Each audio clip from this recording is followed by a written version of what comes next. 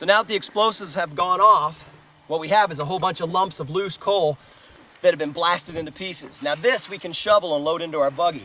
Now keep in mind, in some of these mines, the roof is only 3 or 4 feet high at most. The way you would use a shovel in many of these soft coal mines is by shoveling one pile of coal to another pile right behind you while you're on your side.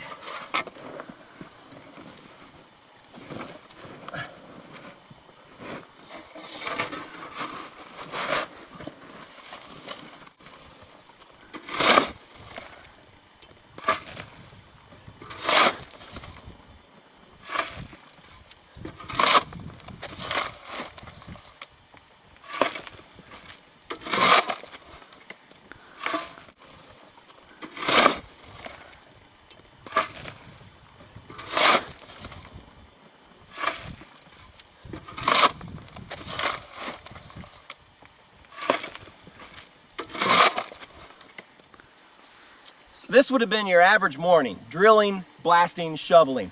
And in your afternoons, that's when you're going to have to start doing things like track work, possibly setting timbers for the next shift. And by timbers, this might look quite small, but keep in mind, in many of the places here, the roof and the ceiling are only 2 feet to 2.5 to 3 feet in height. And there's no reason for a miner to take out any more than what they have to. So in parts of these old mines, that might be all you see holding up the roof right above that working area. Now keep in mind, these timbers are not going to hold the entire mountain up. Instead, they're going to hold any loose layers of slate that might be kind of ready to collapse on top of a working area. And that's the purpose of a timber. Now in some of these mines in western Pennsylvania and northern Pennsylvania, where you find bituminous coal, you also find a vein of clay. And that clay was in many cases mined right along with the coal, but separated. And that would have been used to make fire brick or brick to build houses or factories. So you would have used the clay to make the bricks and the coal to actually fire the bricks into a final product. So you had both items coming out of the same mine. So for the most part, the industry was taking place in the 1800s. Now by the turn of the century into the 1900s, some of the miners were switching over to some different technology. For one, the oil burning lamp was done away with. And by the 19-teens, almost all mines had switched over to what's called a carbide lamp. Now, regardless of whether or not you were using a carbide lamp or an oil lamp, you're still using an open flame on your head. And the reason that is so dangerous down in these coal mines is in many cases where you have coal, you also have methane gas. Methane, of course, is extremely flammable. So if you walk into a pocket of methane with a flame on your head, that's what's going to trigger an explosion. So that's what brought along the invention of the mine safety light. And the mine safety light would have a small flame down inside the lamp. And when that flame is burning just right, that's telling you that the air is just right. But if that flame is burning blue, or if it's burning higher and higher and higher, it's warning you that the methane level is getting higher, and that's what's going to give you a warning to get out of there. Now, another thing the miner safety lamp can test for is black damp, also known as carbon dioxide or carbon monoxide. Because if too much of that black damp builds up, you can't smell it, you can't taste it, and it's not explosive, but instead, black damp could actually suffocate you. So you get a little dizzy, you get tired, you fall down, and eventually you don't wake up. So if the flame burns out in the miner safety lamp, that's going to warn you that the level of oxygen is getting too low in that mine. So the miner safety light saved quite a few lives by protecting the miners from gases.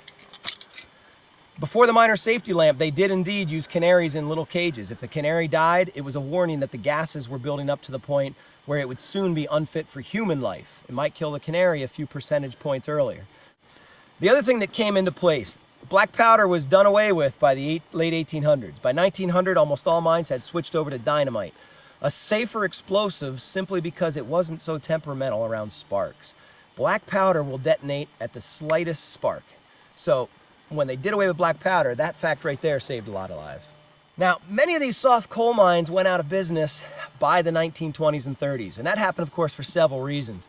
You did have the Great Depression, and that definitely crippled parts of the market. So the demand for coal went down, and also the availability of the easy coal, per se, the coal that was nearest to the surface, had been mined out by then, and you couple that with the introduction of oil and other fuels on the market, it just became several nails in the coffin, so to speak. So bituminous coal is still mined in Pennsylvania, although not on the scale and not quite using the same technology as they used years ago. The underground miners in Pennsylvania today have plastic helmets. They have electric battery-powered lanterns on their head instead of open flames. They have digital methometers that can test the gas and make sure that the gas in the mine is safe. And no longer do we drill into soft coal and set explosives. In most cases, they use what's called a continuous miner. And a continuous mining machine is like a giant rolling pin that has teeth and claws on it.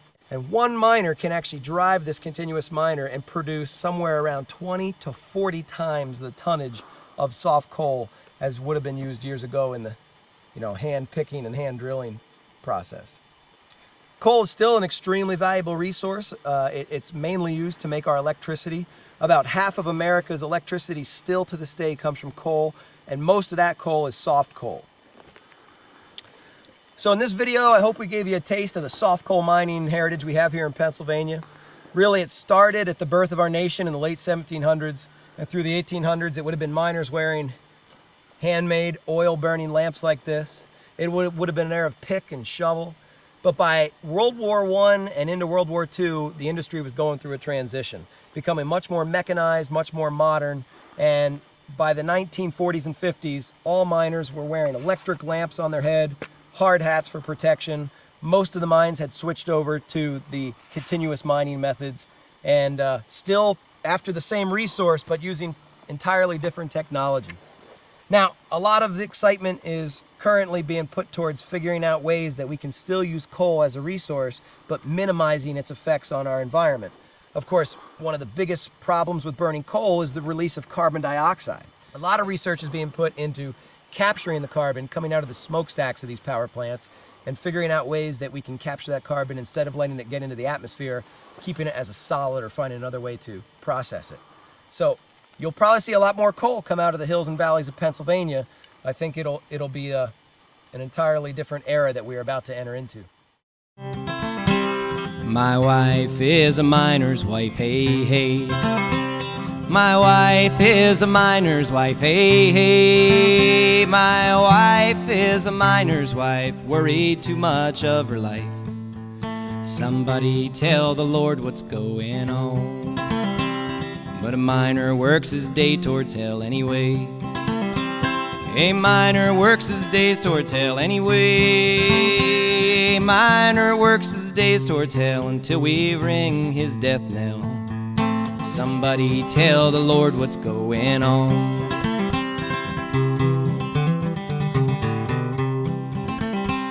Now his knees are spent and his lungs are going bad.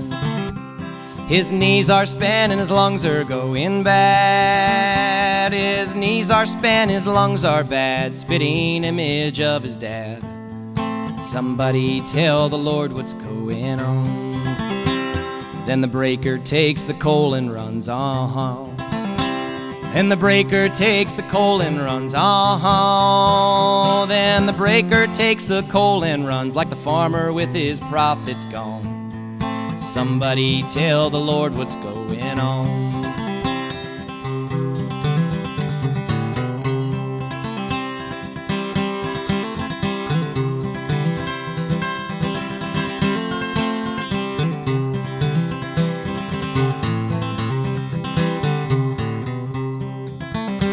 Now we import our coal from China's soil, hey, hey.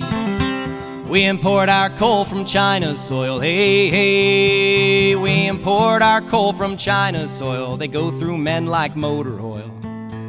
Somebody tell the Lord what's going on. For my wife is a miner's wife, hey, hey.